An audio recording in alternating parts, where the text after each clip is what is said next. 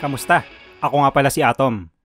Kapag napapag-usapan ang mga pinakamagagaling na basketball players sa Slam Dunk Series, malimit pumapasok sa ating isip ang mga pangalan gaya ni Shinichi Maki, Akira Sendo at Kaide Rukawa. Subalit ang mga basketball players na ito ay rumerepresenta lamang sa Kanagawa Prefecture, at kapag buong Japan na ang pinag-uusapan ay marami pang ibang mahuhusay at talented na mga players. Subalit mayroong isang player ang namumukod-tangi sa lahat at itinuturing siya ng marami bilang Japan's #1 high school basketball player. Siya ay si Eiji Sawakita, ang small forward ng 3 consecutive year champion na Sano Kogyo na kinikilala din bilang the strongest high school basketball team in Japan. Lahat ng mga members nito ay talaga namang mahuhusay. Mula sa point guard hanggang center ay complete recipe ang kanilang team. Kaya naman mapapaisip ka kung gaano nga ba talaga kahusay ang tinaguriang super ace ng kupunang mala all-star na ang bawat miyembro. Sanggol pa lang si Eiji Sawakita ay iminulat na siya ng kanyang amang si Tetsuhara Sawakita sa larong basketball. Sa edad na 4 na taong gulang, madaling pinagsawaan ni Sawakita ang kanyang laruang basketball ring dahil masyado daw itong pambata. Kaya't nagpa siya ang kanyang amang si Tetsuhara na bumili ng bahay na mayroong sariling basketball court sa bakuran. Dito sa half court na ito nagsimulang mahasa ang mga basketball skills at talent ni Eiji. Ang kanyang unang naging inspirasyon ay ang talunin ng kanyang ama sa isang one-on-one match. Walang basketball club sa elementary school, kaya't pagtungtong ni Eiji sa middle school ay naging miyembro siya ng isang basketball team sa unang pagkakataon. Subalit ang skills ni Sawakita ay hindi na pang middle school level. Nilampaso lahat ni Eiji ang kanyang mga senpai na pawang mga starters ng kanilang team at sinabihan niyang boring kalaro ang mga ito. Dahil dito at dala na rin ang pagkainggit sa talento ni Eiji, binugbog siya ng kanyang mga teammates. Noong nasa middle school din unang natalo ni Eiji ang kanyang ama sa one-on-one match. Ibinunyag din ni Akira Sendo kay Rukawa na may isang player daw sa middle school ang hindi niya matalo-talo na nagngangalang Kitasawa. Dahil nga may katagalan na ay hindi gaanong natandaan ni Sendo ang tamang apelyido ni Eiji.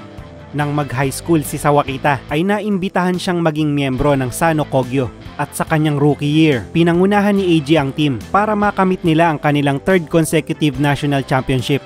Sa kanyang sophomore year ay mas lalong bumagsik si Sawakita at tinawag siyang Super Ace and the best high school basketball player in Japan. Si Eiji Sawakita ay isang all-around player at arguably the best pagdating dito. Nasilayan natin ang kanyang full arsenal sa second half ng laban sa pagitan ng Sano at Shohoku.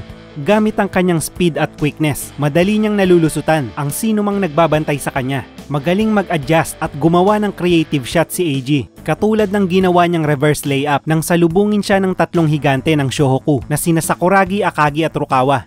Isa ring mahusay at accurate 3-point shooter si Eiji. Bukod sa mga ito, ay kaya din niyang bumasa ng galaw ng kalaban. Nang maobserbahan niyang mataas tumalon si Hanamichi, ginamitan niya ito ng kanyang signature shot na high arcing teardrop na kahit mismo si Sakuragi ay hindi kayang abutin at supalpalin.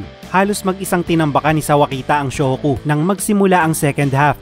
Kung gaano naman kalakas ang opensa ni Sawakita ay ganoon din katindi ang kanyang depensa. Hanggat maaari ay wala siyang binibigay na butas sa kanyang binabantayan, lalo kapag nagsimulang mag full court press ang Sano. Ang full court press ay isang uri ng defensive strategy kung saan mahigpit na babantayan ng defensive team ang offensive team sa kabuuan ng court upang ma-pressure at gumawa ng errors ang kalaban, katulad ng nangyari sa playmaker ng Shohoku na si Miyagi.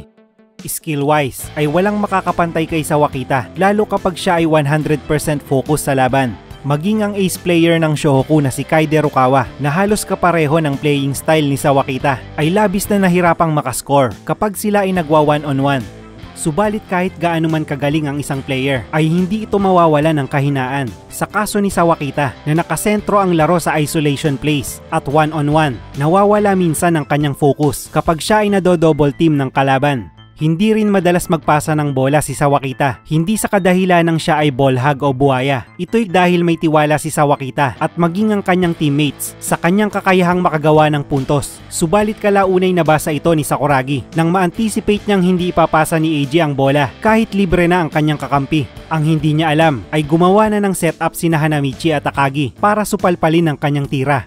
Ang kahinaang ito ni Sawakita ang isa sa mga naging dahilan kung papaano nakahabol at naipanalo ng Shohoku ang labang inaakala ng marami ay isang one-sided match. Pinakita dito ng Shohoku na ang pinakamahalagang elemento pa rin ng basketball ay ang teamwork. Sabi nga ni Phil Jackson, the strength of the team is each individual member. The strength of each member is the team. Pero marahil lang isa sa pinakamahalagang katangian ni AG ay ang kanyang pagnanais na mas mahasa at mas ma-improve pa ang kanyang mga basketball skills. Hindi naging endgame para sa kanya ang maging number 1 sa Japan, kaya't nagpa siya itong pumunta ng Amerika sa pag-asang dito mahahanap ang mas matitinding hamon para sa kanya.